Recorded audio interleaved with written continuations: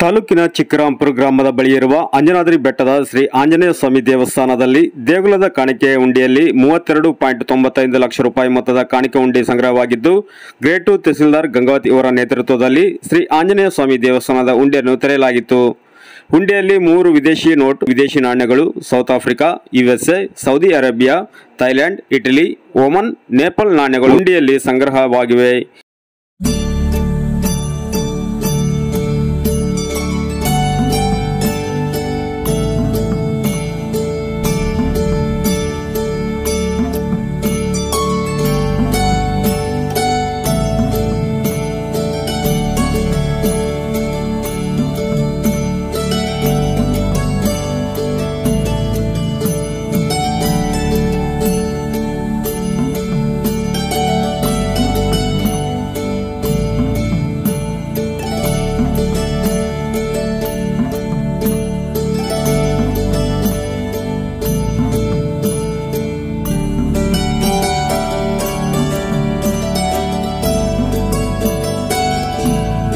ಈ ಸಂದರ್ಭದಲ್ಲಿ ಶಿರಸ್ತೇದಾರರಾದ ರವಿಕುಮಾರ್ ನಾಯಕ್ವಾಡ್, ಕಂದಾಯ ನಿರೀಕ್ಷಕರಾದ ಮಹೇಶ್ ದಲಾಲ್, ಆಲೇಶ್ ಗುಡಿ, ತಹಸೀಲ್ ಕಾರ್ಯಾಲಯದ ಸಿಬ್ಬಂದಿಗಳು ಹಾಗೂ ದೇವಸ್ಥಾನದ ಸಿಬ್ಬಂದಿ ವರ್ಗದವರು, ಪೊಲೀಸ್ ಇಲಾಖೆಯ ಸಿಬ್ಬಂದಿ ವರ್ಗದವರು ಉಪಸ್ಥಿತರಿದ್ದರು.